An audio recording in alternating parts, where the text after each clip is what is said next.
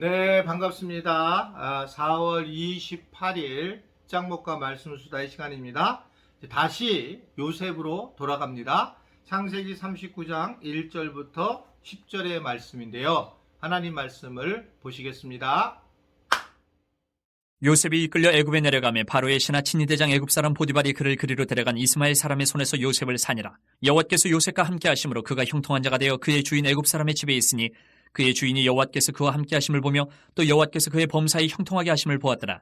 요셉이 그의 주인에게 은혜를 입어 섬김에 그가 요셉을 가정 총무로 삼고 자기의 소유를 다 그의 손에 위탁하니 그가 요셉에게 자기의 집과 그의 모든 소유물을 주관하게 한 때부터 여호와께서 요셉을 위하여 그 애굽 사람의 집에 복을 내리심으로 여호와의 복이 그의 집과 밭에 있는 모든 소유에 미친지라.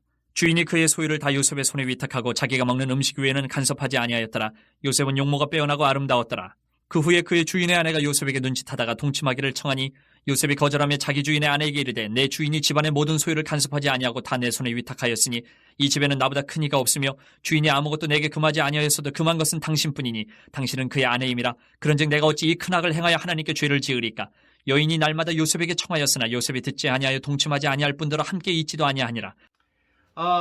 요셉에게 이제 나오는 이야기인데 결국 요셉이 보디발의 집으로 이제 팔려 나가죠.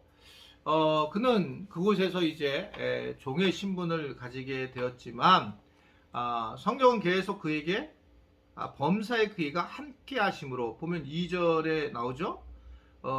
그가 형통한 자가 되어 여호와께서 요셉과 함께 하심으로 3절 후반절에도 보면 여호와께서 그의 범사에 형통하게 하시고 뭐 이런 얘기가 쭉 나오죠. 그러니까 하나님이 함께 하심으로 그는 어느 장소에든지 형통한 사람이었다라고 하는 것을 이야기를 하고 있는 겁니다.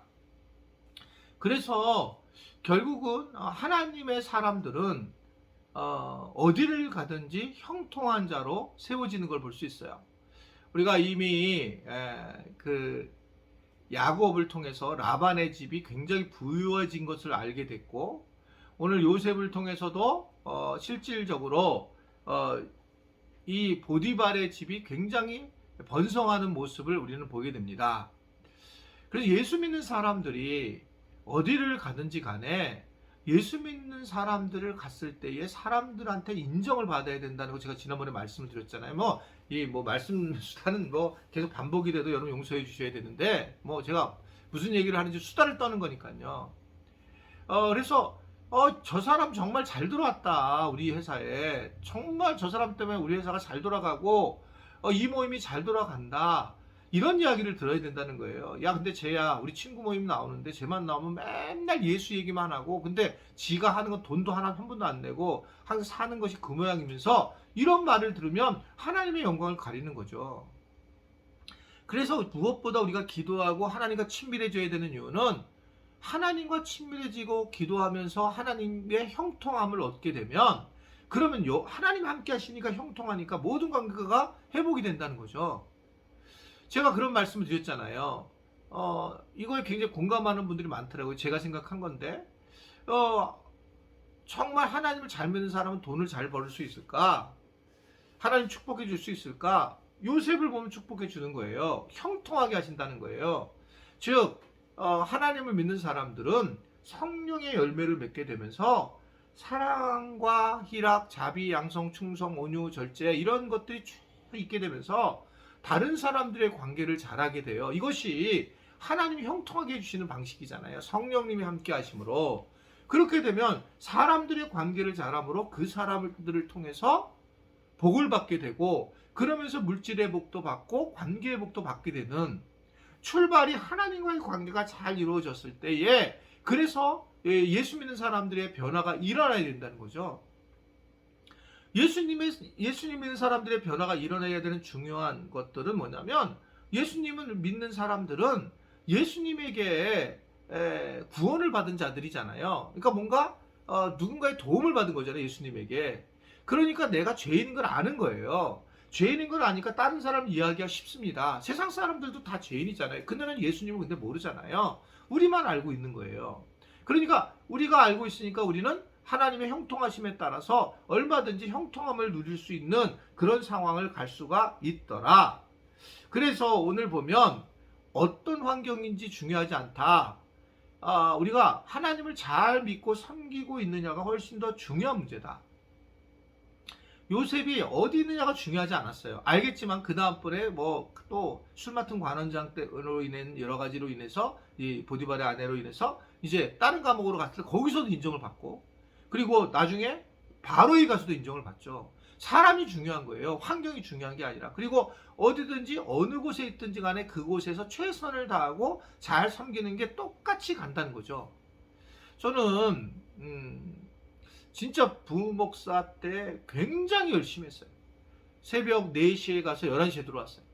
그리고 정말 그 교회를 위해서 최선을 다했고, 이거는 내가 이제 자화자찬을 하는 거지만, 이제 우리 교회에서 부목사였던 이제 박상대 목사가 있었던 교회에, 저가 그 전에 있었던 교회였고, 이제 그러면 그때 보면 그 교인들한테 제가 거의 전설로 남아 있어요. 굉장히 열심히 한 사람으로. 그게 이제 박상대 목사님이 저한테 한번 얘기한 적이 있어요.